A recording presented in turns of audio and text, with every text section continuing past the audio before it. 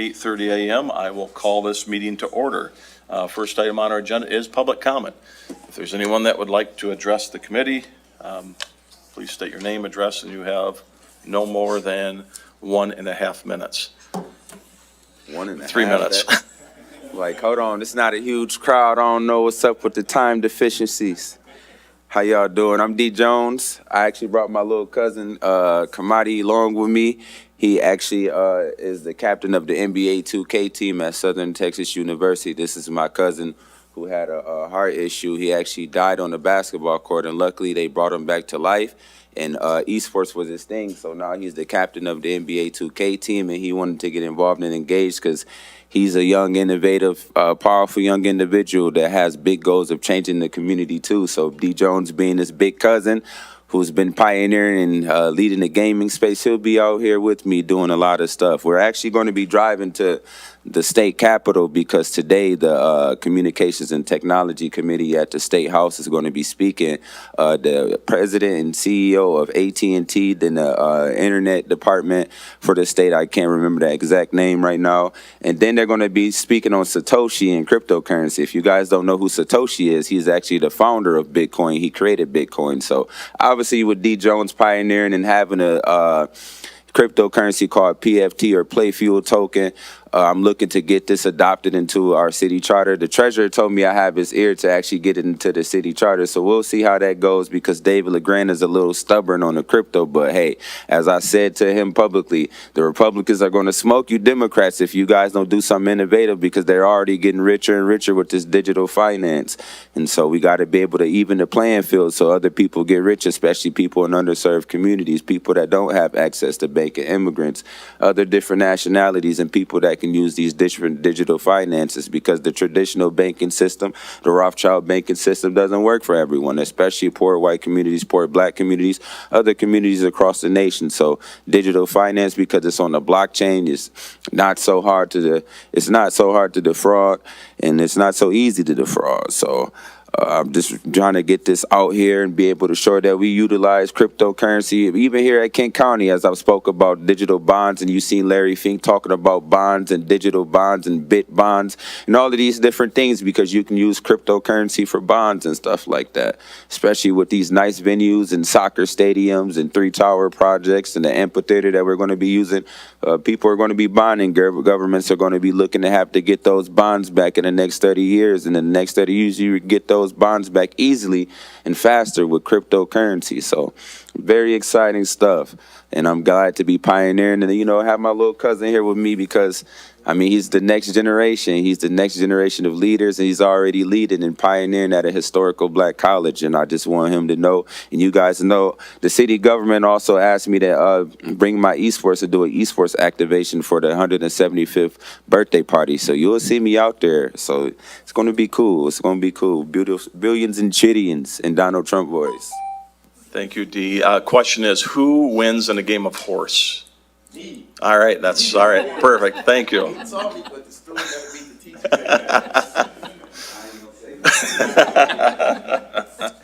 teacher. Is there anyone else that would like to be heard at public comment? All right, seeing no one, we will close that portion of our meetings. Do I have a motion to approve last meeting's minutes? Motion by Coleman, supported by Pakla? I took that as a support, so. All right, any questions or changes to last meeting's minutes? If not, all those in favor, please say yes. Yes. Yes. All those opposed? Last meeting's minutes have been approved. All right, our next item on our agenda is our federal legislative update. If that is ready and raring to go, we will go to that portion of our meeting. Over to us. Well, thank you very much. Good to see everybody. Thank you for allowing us to report to my home county commissioners. Thank you, Lisa. We're going to put up a screen. I know that time is limited, so we'll keep it very short. I wish I could report that everything is running smoothly here in your nation's capital. Let me give you an overview at the 30,000 foot level. With the advent of the second Trump administration, there's been a number of sweeping changes that include, issues from the budget and various policies on immigration,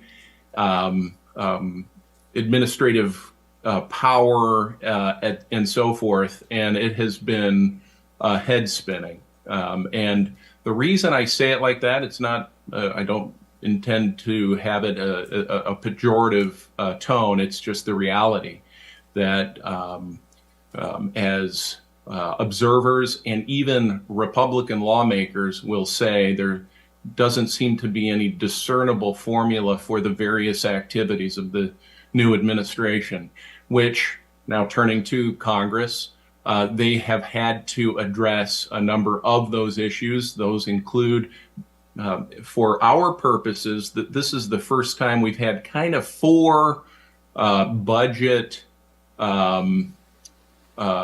methods that we have had to contend with. And it affects you, and it affects your constituents.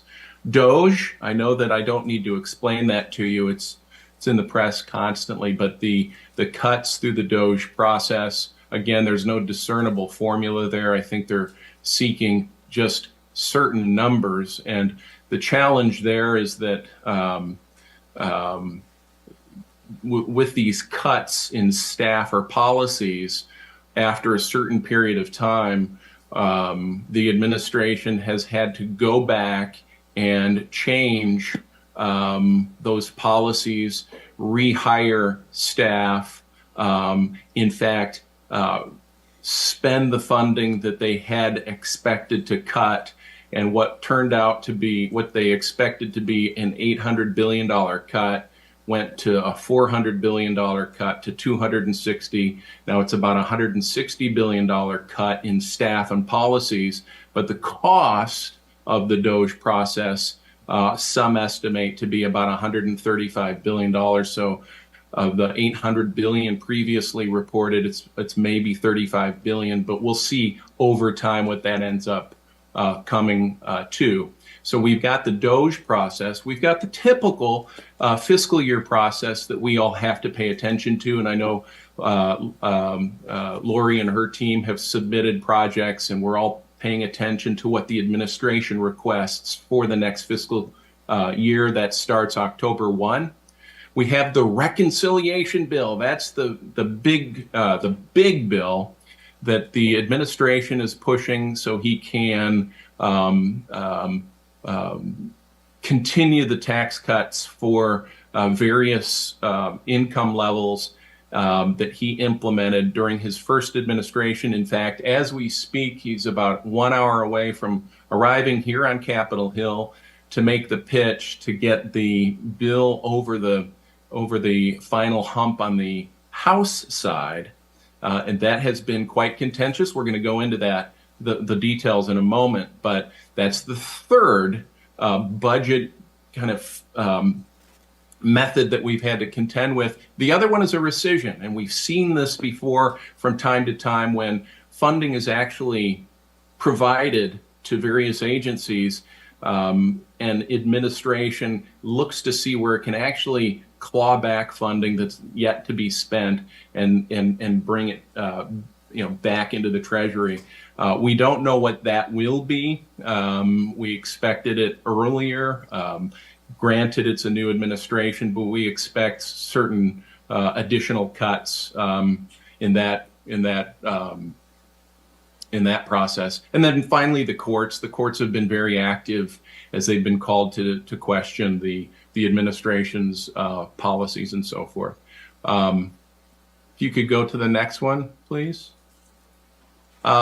Fiscal year 26, I've already talked about it generally, and we've all been through this process many times, and we working for you, we've been through this several times, and Lori and her team are completely on top of this. The challenge has been that the typically administrations submit their budget in early February because it's a new administration, and he's been very active on other fronts. They have not submitted a full bill. They submitted something called a skinny bill, which was largely health related, a number of cuts to various health programs.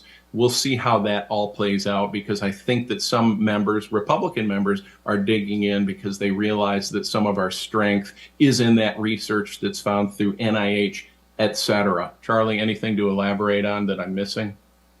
No, just that there's just been a delay in many of these processes this year, and we'll get into that more in a minute, but Okay. so far so good. Next slide, please. And by the way, if you have questions, please ask them in the context of how we're presenting. Let this be more conversational that way, because more than anything, we would love to leave you very well educated on some of the things that are going on the Hill. If you'd like to wait till the end, that's fine too. Any questions so far? Okay. The budget reconciliation, I touched upon it. That is contentious. You have a number of conservatives who dug in and voted against one of the measures because it didn't cut enough. Some of the more, I hate to say moderate Republicans, because the Republicans who are fighting against certain elements of maybe cuts in Medicaid, they're not moderate, they're not liberal Republicans, they're just Republicans with a different constituency who actually are not afraid of compromise. And so they're digging in to find different ways of balancing this bill so it doesn't harm Medicaid recipients. But the state and local tax issue is one. That's not one that we have to contend with. It's usually, the Northeast states, cities, and they're, they've got higher taxes, and so they want to be able to write those off as they have in the past. I've already talked about Medicaid. There's work requirements that are in this bill. Medicaid is certainly growing very fast. It needs to be addressed. It's just how you do it is the point of contention. And then additional cuts. Charlie, I think we have another slide that goes into some more of those cuts that might even affect the county. So all of the eyes are on the House side right now. As I said, the president's headed up here to kind of maybe strong arm or cheer on these House Republicans to get the bill over the top.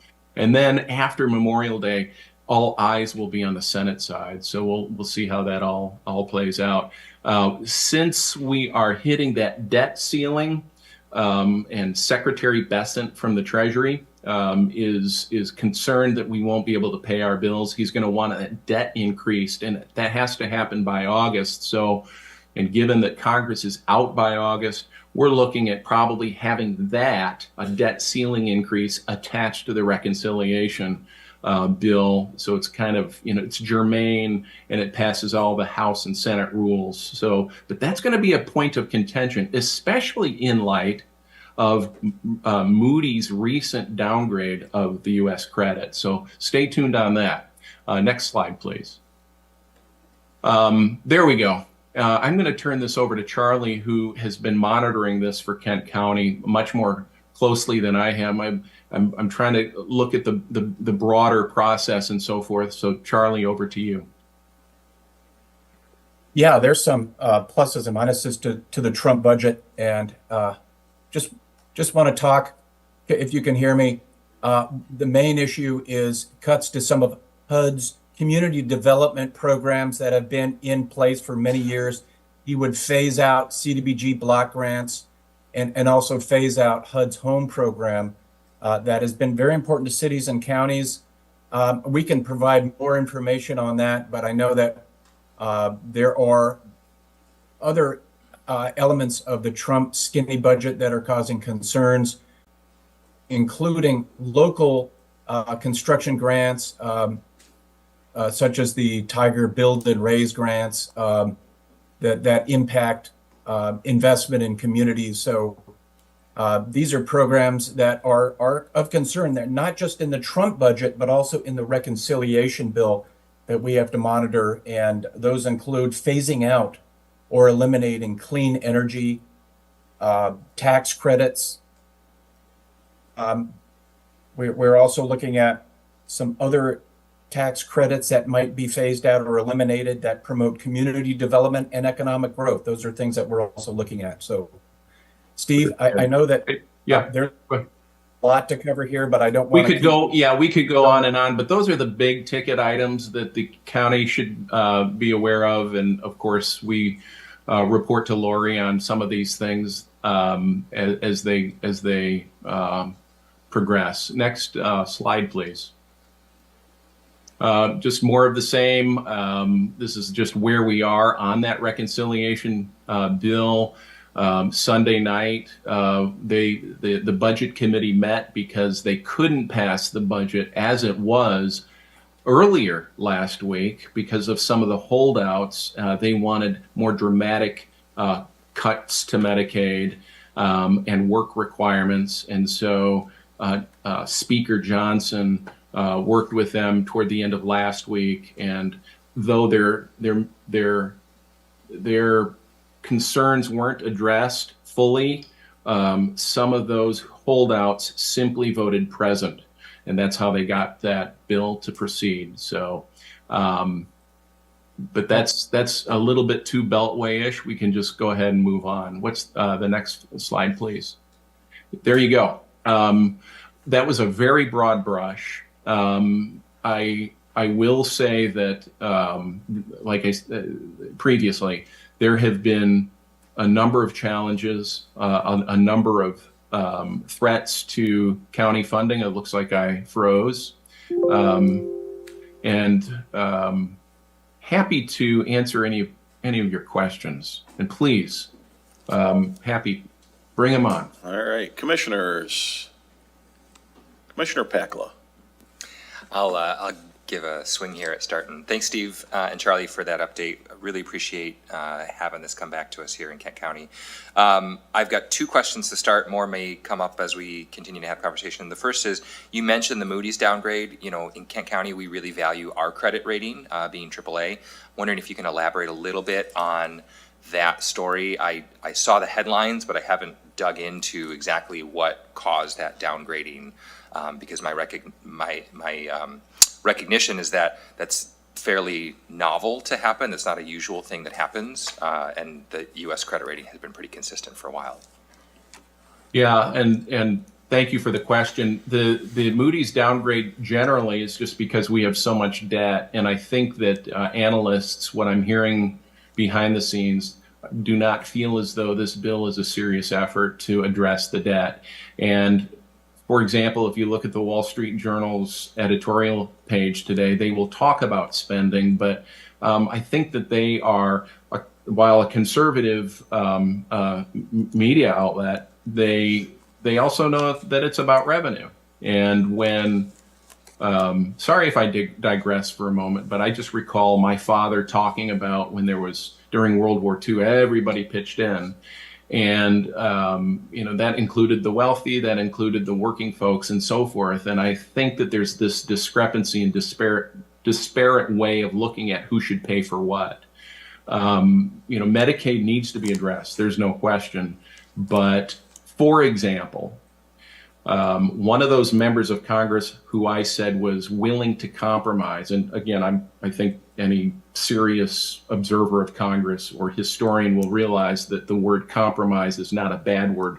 I kind of chuckle at those lawmakers who go back to their constituents and say, hey, I'm making those tough decisions, I'm voting no.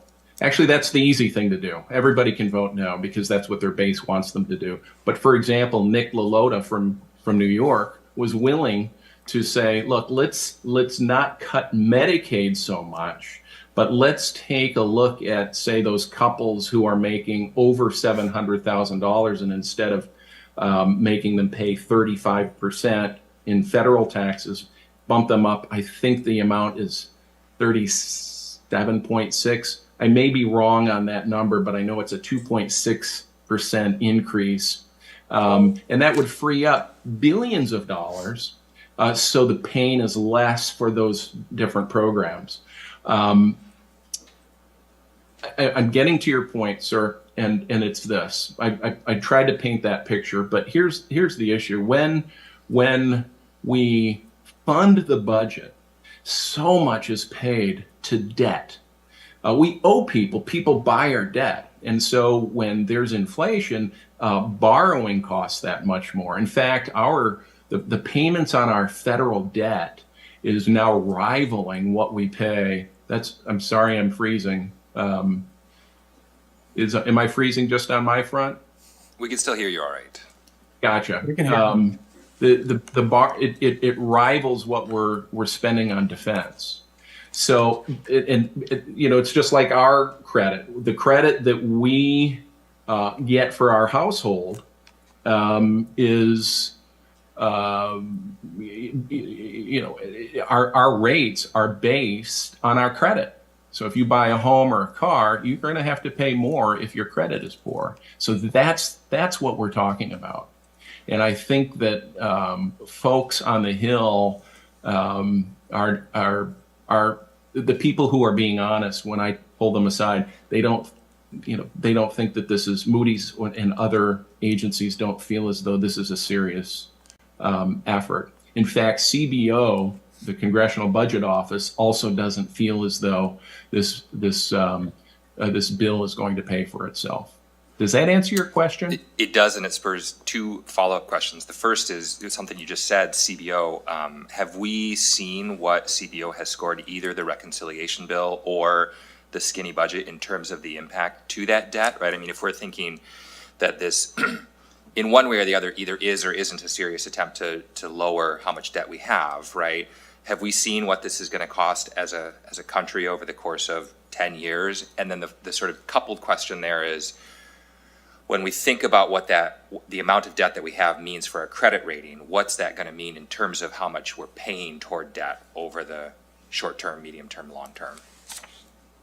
The number it continues to change because the policies are changing with every committee markup. So I can't give you a solid number on what CBO says, but I know that, for example, I know that there was an initial CBO score on the Medicaid cuts, and there's a couple things there. One is the initial cuts to various programs would not have offset the tax cuts that were being proposed by the administration or Republican leadership on the House and Senate side. But that number continues to change, again, because they're trying to address these different components, whether it's Medicaid, whether it's transit, whether it's the SALT tax, et cetera.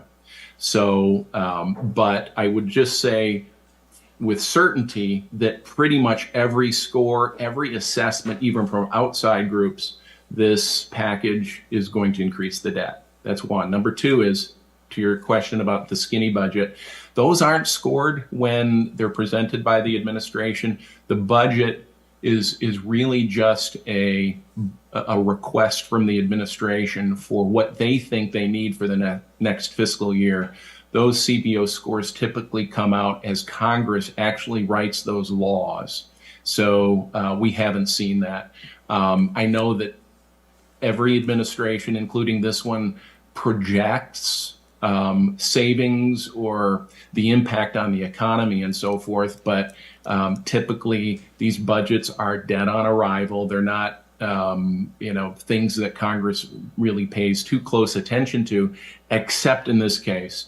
I've not seen in my 35 years a Congress so willing to follow an administration. So his budgets very well could be implemented. It's our hope that Congress will, in fact, dig in a little bit more. And there's some hope, there's some signs with, for example, Chairman Tom Cole from Oklahoma, chairman of the full committee on appropriations a couple of weeks ago, said, look, with all due respect, Donald Trump is not our commander, and he was referring to the budget process. So let's see how that all plays out.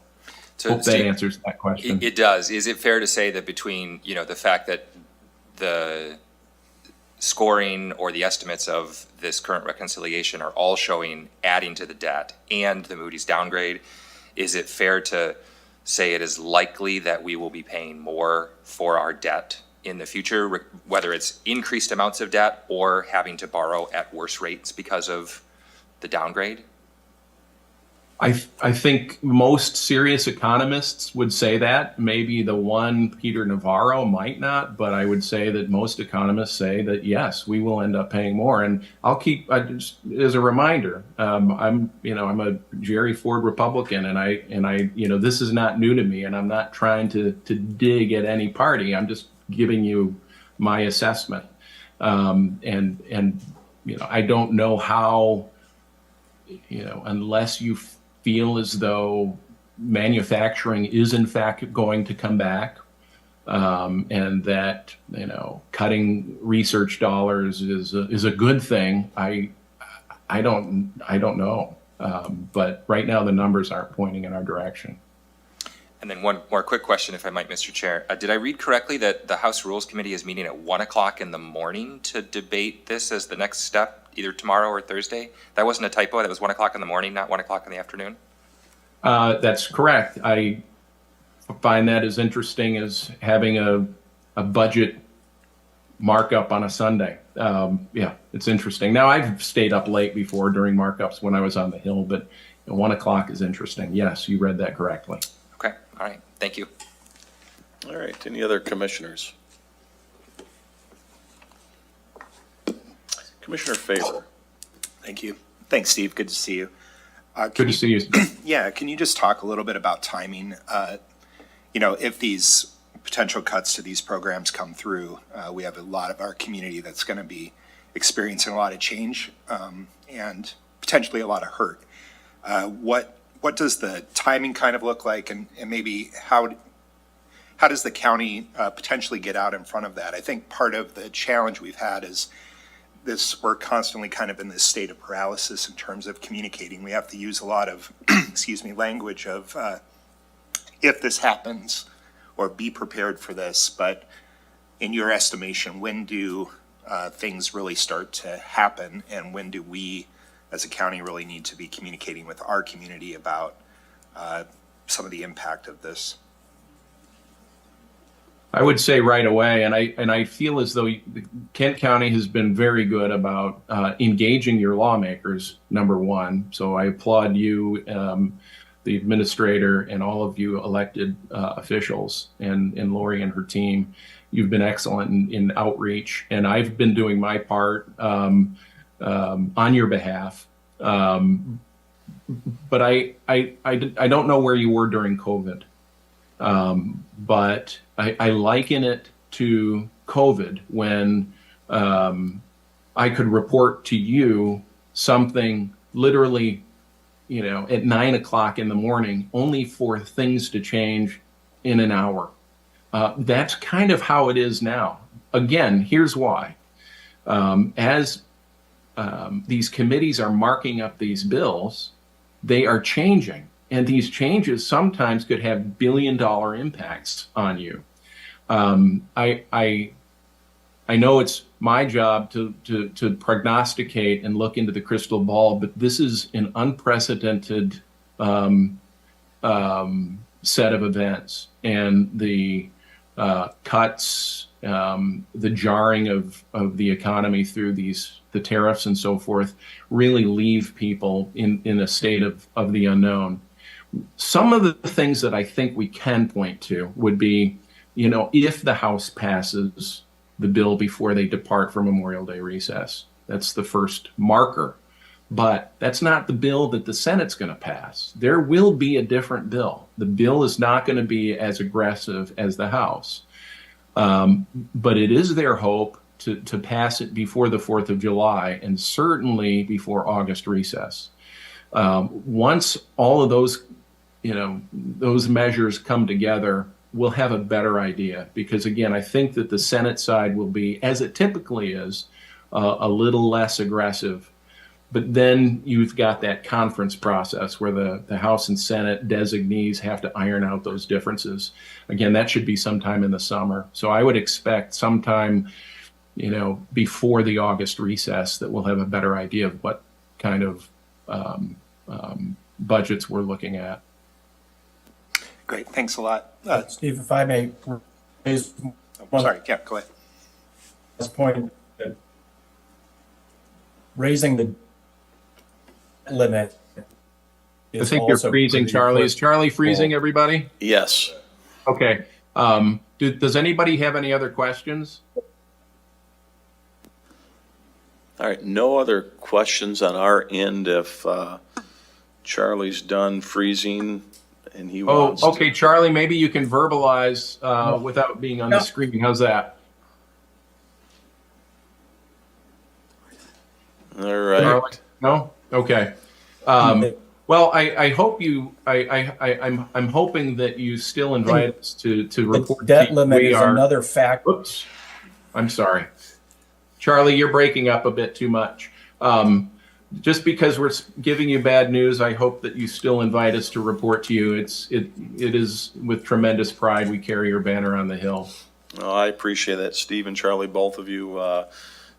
We've been asked and going to try to do this update again here, on a regular basis. So we do appreciate you both being here this morning. And we do have Chair Green in the audience today. And I think the moral of the story is we do not want a 1 a.m. meeting that Commissioner Pakla mentioned. So that's one thing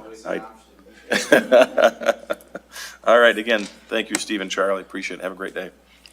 You too. Happy Memorial Day. Thank Bye-bye. you, you too. All Thank right, you. next item on our agenda is brought to us by Human Resources. It's the County Identification Badge Policy. Amy, I'm going to have you just speak briefly on this, and we'll see if any commissioners have any questions. This would be an action.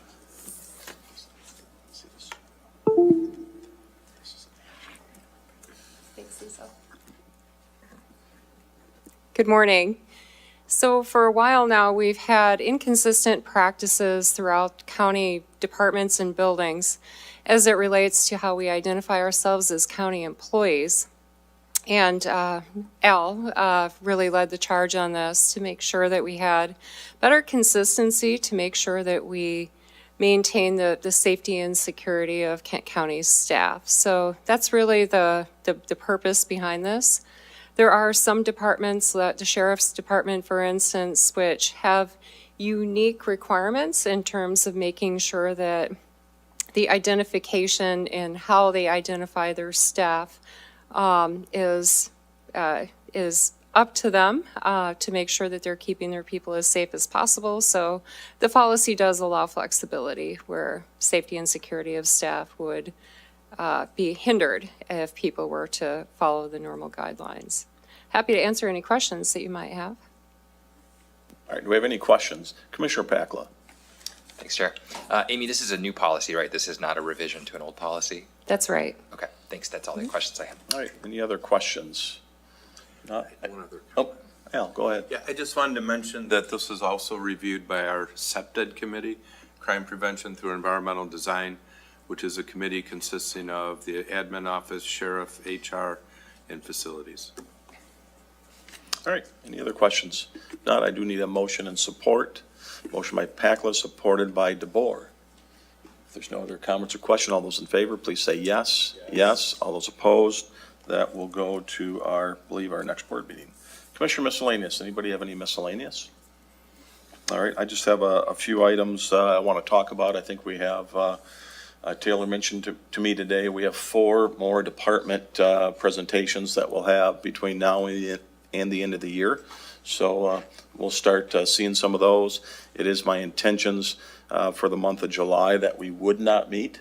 So I just kind of want to make sure that gets out there with staff and anybody that does want to present to us, that they try to get it to the June meeting, August, and we will, again, I did mention to Taylor that I would prefer that we have our department presentations before December. So hopefully we can get some of those in June, August, September, October, and kind of limit those as we get later in the year. So anyways, that's kind of the heads up. I know there's some vacations, and I think we'll have one board meeting, I think, in July as well. So again, just want to give everybody that flexibility in that month of July. So, but again, if there are things that come up, we will meet if need be, but that is the goal.